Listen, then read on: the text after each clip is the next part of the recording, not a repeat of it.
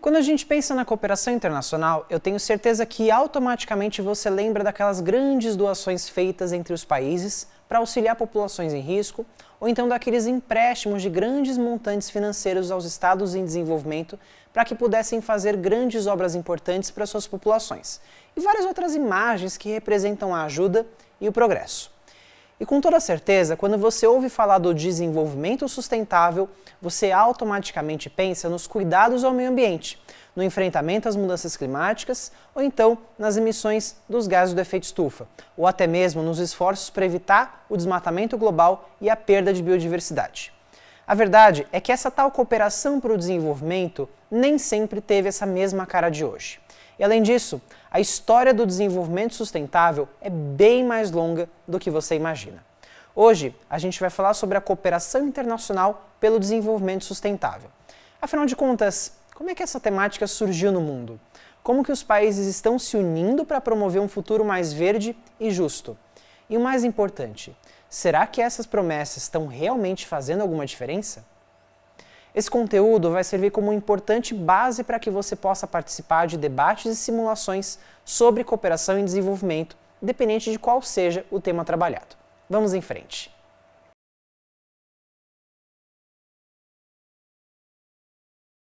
Antes da gente falar sobre desenvolvimento sustentável, a gente precisa falar sobre o início dessa cooperação para o desenvolvimento, lá quando a ONU ainda era uma jovem criança.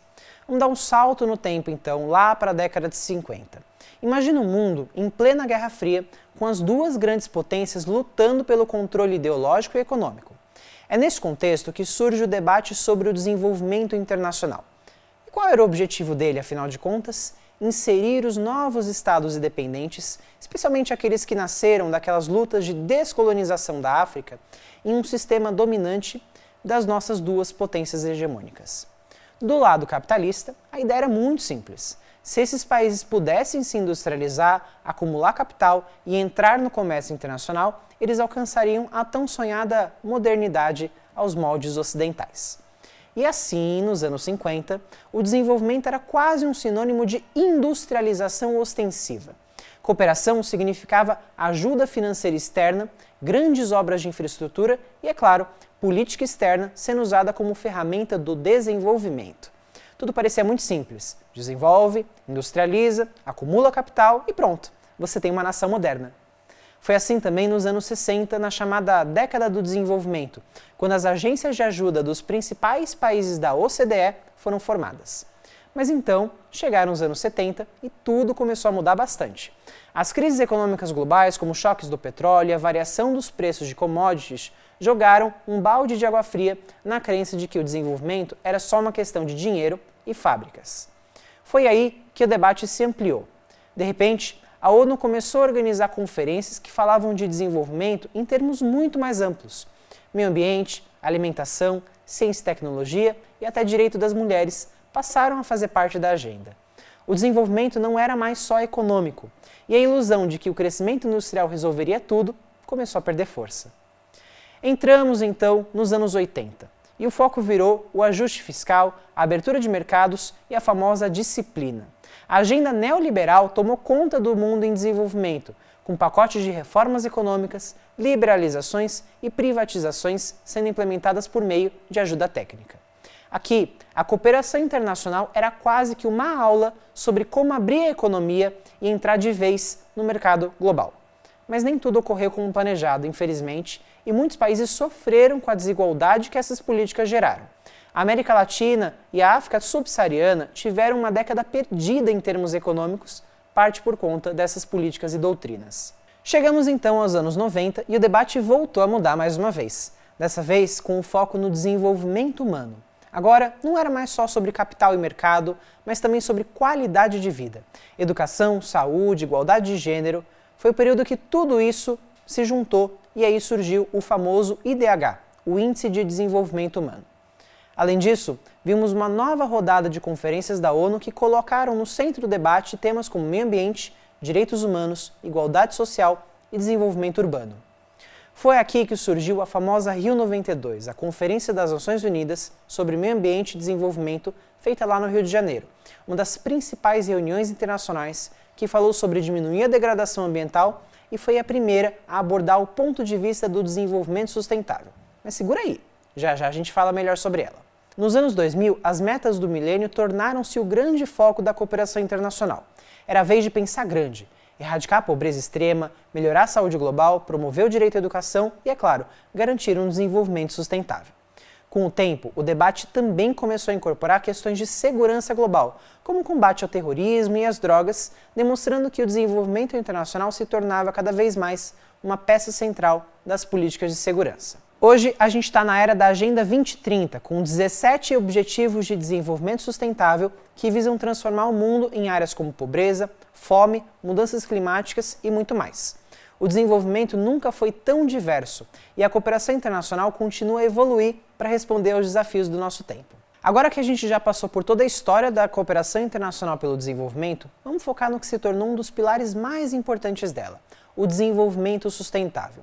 Mas afinal de contas, o que realmente isso significa? Desenvolvimento sustentável é basicamente o equilíbrio entre três coisas: o crescimento econômico, a preservação do meio ambiente e o bem-estar social. É a ideia de que dá para crescer e se desenvolver sem destruir os recursos naturais do planeta ou deixar grandes partes da população para trás. Bem legal, né? E com a situação dos últimos anos, certamente você sabe do porquê que esse assunto é tão importante hoje em dia. Nos últimos anos, a gente tem visto as consequências das mudanças climáticas cada vez mais de perto: enchentes, secas, incêndios florestais. E aí entra o papel da cooperação internacional. Nenhum país, por mais avançado que seja, consegue enfrentar estes desafios sozinho. E é por isso que acordos como tratados globais sobre desenvolvimento sustentável são tão cruciais. Aqui, a gente está falando de acordos como o famoso Acordo de Paris, que reúne mais de 190 países com um único objetivo: limitar o aquecimento global a níveis seguros. E não é só sobre clima também. Quando a gente fala de desenvolvimento sustentável, a discussão também inclui coisas como a erradicação da pobreza, acesso à educação e a redução das desigualdades. É só uma grande pena que esses acordos não estejam avançando tanto quanto a gente gostaria para um futuro melhor. O planeta já não espera para cobrar da próxima geração e está farto de acordos climáticos que não são cumpridos. Está cansado de meta de redução de emissão de carbono negligenciadas do auxílio financeiro aos países pobres que nunca chega. Agora, você deve estar se perguntando, como é que os países realmente se organizam para isso? A resposta ela vem em várias camadas. Existem, claro, organizações internacionais como a ONU e as suas agências especializadas, ONGs globais, fóruns e conferências anuais que discutem tudo isso. A Rio 92 foi um grande marco nesse sentido, mas como a gente já viu, a Agenda 2030 levou esse compromisso a um novo patamar. Então, quando a gente fala de desenvolvimento sustentável, não estamos falando só de salvar o planeta, mas também de garantir que as próximas gerações tenham acesso à educação, saúde, tecnologia e oportunidades econômicas. É mais do que isso, a gente está falando de justiça global, de justiça climática. Afinal, os países mais pobres são, muitas vezes, os mais vulneráveis às crises ambientais. Agora, vamos voltar no tempo lá para 1992, mais especificamente lá para o Rio de Janeiro. O clima era tenso, mas ao mesmo tempo cheio de esperança. Imagina só, mais de 170 países reunidos num único lugar para discutir o futuro do meio ambiente global.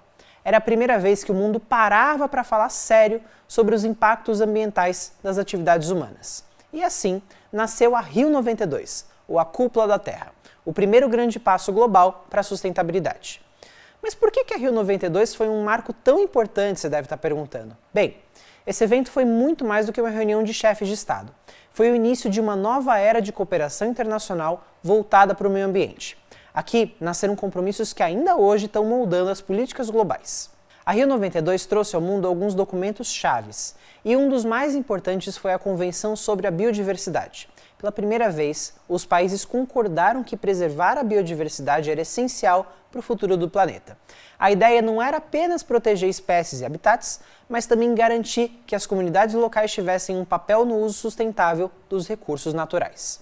É claro, a gente também não pode esquecer da Agenda 21, um plano de ação global que detalha como cada país poderia avançar em termos de desenvolvimento sustentável, com um modelo de crescimento econômico menos consumista e mais adequado ao equilíbrio ecológico.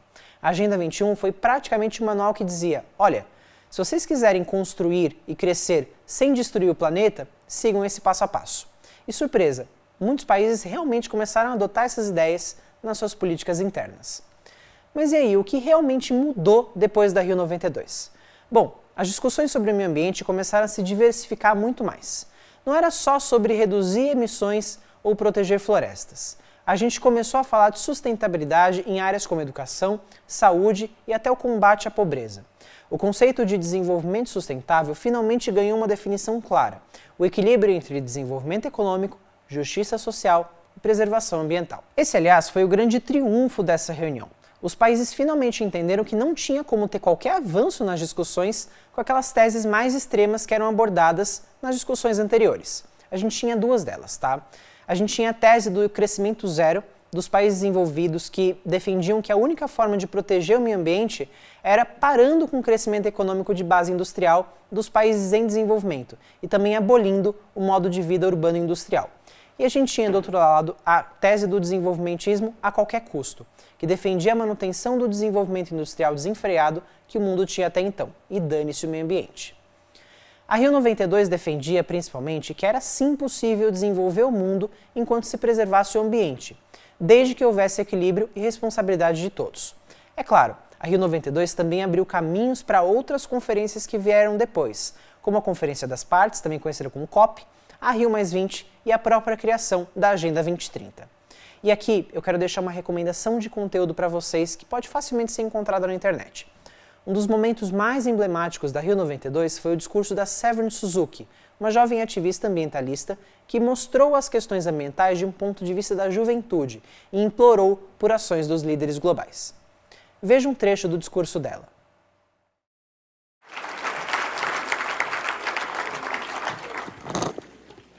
Hello, I'm Severin Suzuki, speaking for ECHO, the Environmental Children's Organization. We're a group of 12 and 13-year-olds trying to make a difference. Vanessa Setti, Morgan Geisler, Michelle Quigg, and me. We've raised all the money to come here ourselves, to come 5,000 miles to tell you adults you must change your ways.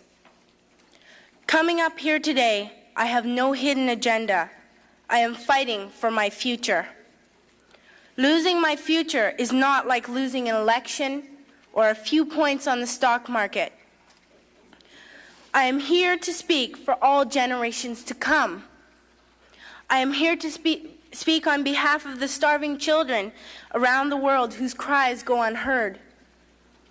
I am here to speak for the countless animals dying across this planet because they have nowhere left to go. I am afraid to go out in the sun now because of the holes in our ozone. I am afraid to breathe the air because I don't know what chemicals are in it. I used to go fishing in Vancouver, my home, with my dad, until just a few years ago we found the fish full of cancers. And now we hear of animals and plants going extinct every day, vanishing forever. In my life, I have dreamt of seeing the great herds of wild animals, jungles and rainforests full of birds and butterflies, but now I wonder if they will even exist for my children to see. Did you have to worry of these things when you were my age? All this is happening before our eyes, and yet we act as if we have all the time we want and all the solutions. I'm only a child, and I don't have all the solutions. But I want you to realize, neither do you. Depois da Rio 92, o mundo sabia que a gente precisava agir rápido para frear o impacto das mudanças climáticas.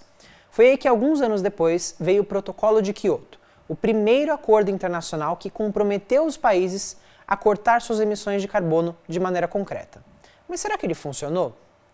O Protocolo de Kyoto foi revolucionário porque, pela primeira vez, países desenvolvidos tiveram que se comprometer a reduzir suas emissões de gases do efeito estufa. A gente está falando aqui de coisas como dióxido de carbono, metano e outros gases que estão aquecendo o planeta. A ideia era simples: quem polui, paga, literalmente. E aí surgiu também um conceito bastante interessante dos créditos de carbono. Basicamente, se um país ou uma empresa não conseguisse cumprir as suas metas de redução de emissões, eles poderiam comprar créditos de outros que estivessem poluindo menos. Funciona como um mercado. Quanto mais você polui, mais caro fica e vice-versa. Teoricamente, isso deveria incentivar a redução global das emissões, mas na prática as coisas não foram tão simples assim. Infelizmente, nem todos os países levaram Kyoto tão a sério quanto deveriam. Alguns dos maiores emissores, como os Estados Unidos, não ratificaram o acordo. E mesmo aqueles que entraram tiveram dificuldades para atingir as metas propostas. Foi um passo importante, mas infelizmente insuficiente para a gravidade da crise climática. Foi aí que, em 2015, o Acordo de Paris entrou em cena. Dessa vez, a abordagem foi um pouco diferente. Em vez de metas obrigatórias, cada país apresentou suas próprias contribuições nacionais que indicavam quanto cada um estava disposto a reduzir as suas emissões. É bem mais flexível nesse caso, né? O objetivo do Acordo de Paris é muito mais ambicioso também. Ele limita o aquecimento global a menos de 2 graus Celsius na média, com o ideal sendo por volta de 1,5 graus. E ao contrário de Kyoto, esse acordo incluiu tanto os países desenvolvidos quanto os em desenvolvimento, reconhecendo que o problema das emissões é global e todos precisam fazer sua parte. Parece a fórmula perfeita para dar certo, né? Mas será que de fato a gente está conseguindo cumprir essas metas? Embora muitos países estejam avançando nas suas metas, as emissões globais ainda estão muito acima do necessário para evitar o pior cenário das mudanças climáticas. E mais, a gente tem visto como o processo de transição para uma economia de baixo carbono pode ser complicado e desigual, especialmente para os países em desenvolvimento. Muitos países estão correndo atrás para reduzir as suas emissões e investir em fontes de energia limpa. No entanto, o impacto do aquecimento global já está sendo sentido ao redor do mundo e as metas acordadas podem não ser suficientes. Bom, se o Acordo de Paris focou nas mudanças climáticas, a Agenda 2030 é como um mapa do tesouro para o desenvolvimento sustentável global. Criada em 2015 pela ONU, essa agenda é um plano audacioso, com 17 grandes objetivos reconhecidos como ODS. E o prazo para completar essa missão, é claro, é até 2030. Falta bem pouco para acabar, né? O mais interessante da Agenda 2030 é que ela vai muito além das questões ambientais. Claro, a ação contra o clima e a vida na Terra são prioridade, mas olha só, a gente está falando de erradicar a pobreza, do acesso à educação de qualidade, da igualdade de gênero, de água limpa, de trabalho digno para todo mundo. Ou seja, a Agenda 2030 é sobre transformar completamente a sociedade para o melhor. Então, como funciona essa história de objetivo do desenvolvimento sustentável? Bem, cada país se comprometeu a alinhar suas políticas nacionais com esses 17 objetivos globais. Mas não pense que é só uma lista de desejos, tá? Para cada objetivo existem metas bem claras. São 169 no total. Por exemplo, no ODS 1 de erradicar a pobreza, a meta é acabar com a pobreza extrema, aquela que as pessoas vivem com menos de $1,90 por dia. E o mais bacana dessa agenda é que ela não foca só nos países em desenvolvimento. Os ODS são globais, ou seja, cada país, rico ou pobre, tem que contribuir. A questão aqui não é mais eles e nós, mas sim o nós em escala global. E aí entra uma grande questão. Com tantos desafios pela frente, mudanças climáticas, desigualdade, crises econômicas, será que a gente vai conseguir alcançar essas metas até 2030? Bom, não vamos mentir. O progresso está acontecendo, mas alguns objetivos estão bem longe de serem cumpridos. Um grande exemplo diretamente relacionado com o que a gente estava falando agora há pouco é o ODS 13, da Ação contra a Mudança Global do Clima. Apesar de alguns avanços, as emissões de carbono continuam subindo e a gente está muito aquém do que seria necessário para limitar o aquecimento global a 1,5 graus. E o que dizer então da igualdade de gênero? Embora tenhamos visto avanços significativos em direitos das mulheres, em várias partes do mundo a desigualdade de gênero ainda é gritante. O financiamento é também um grande obstáculo. Muitos países em desenvolvimento ainda dependem da ajuda internacional para poder implementar os ODS. E com crises econômicas globais, é difícil garantir que os recursos estarão disponíveis para atingir todas as metas. Mas apesar desses obstáculos, a Agenda 2030 continua sendo a melhor chance para construir um futuro mais justo e sustentável. A cooperação internacional, aliada aos esforços locais, é essencial para a gente chegar lá. Agora, anota aí uma tarefa para você fazer mais tarde. Dá uma olhada no portal oficial das Nações Unidas e veja quais são esses 17 objetivos da Agenda 2030. Pense neles e reflita sobre o quão perto ou quão longe o nosso mundo está de atingi-los. Pois é, galera, as mudanças climáticas são uma triste realidade e, infelizmente, só estão acelerando cada vez mais. A Terra está esquentando e rápido. Mas será que os países mais ricos estão fazendo a sua parte? A verdade é que o combate às mudanças climáticas só é possível com a cooperação internacional, e os esforços até agora têm sido variáveis, digamos assim. Enquanto alguns países têm liderado o caminho, outros ainda estão pisando no freio. O próprio Acordo de Paris deixa isso bem claro. É o maior esforço internacional para limitar o aquecimento global a 1,5 graus, mas não adianta só assinar um tratado bonitinho. Cumprir as metas requer ação. E aí que entra o papel da cooperação internacional. Sem os países trabalhando juntos, as metas climáticas simplesmente não vão acontecer. Agora, falando em futuro, talvez você já tenha ouvido falar sobre movimentos liderados pela juventude, como Fridays for Future. Esse é aquele momento em que os estudantes do mundo inteiro começam a sair das escolas em protesto às sextas-feiras, pedindo que os líderes globais levem o aquecimento global a sério. E a juventude não está só chamando atenção para a crise climática, mas também forçando governos e empresas a mudarem as suas políticas. Só que o movimento vai muito além dos protestos. Novas gerações também estão usando a ciência, a tecnologia e o poder das mídias sociais para criar soluções e pressionar por mudanças. A Greta Thunberg, que você já deve ter ouvido falar, por exemplo, conseguiu chamar a atenção global e colocar os holofotes nos tomadores de decisão, mas são milhares de jovens em todo o planeta que estão transformando o ativismo em ação real. E não é só a juventude.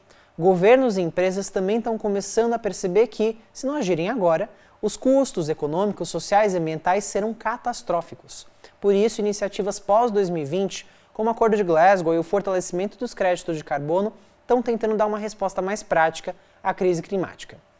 Mas a grande pergunta agora é, será que a gente está pronto para mudar? Afinal, o futuro está nas mãos das novas gerações, mas os desafios são enormes. O que nós e os líderes globais faremos a partir de agora para definir o curso do planeta para as próximas décadas? Isso não é exagero. Então, para a próxima vez que você ouvir falar em descarbonização, crédito de carbono ou energia renovável, lembre-se de que essas não são só palavras na moda. São as soluções que o mundo precisa urgentemente adotar.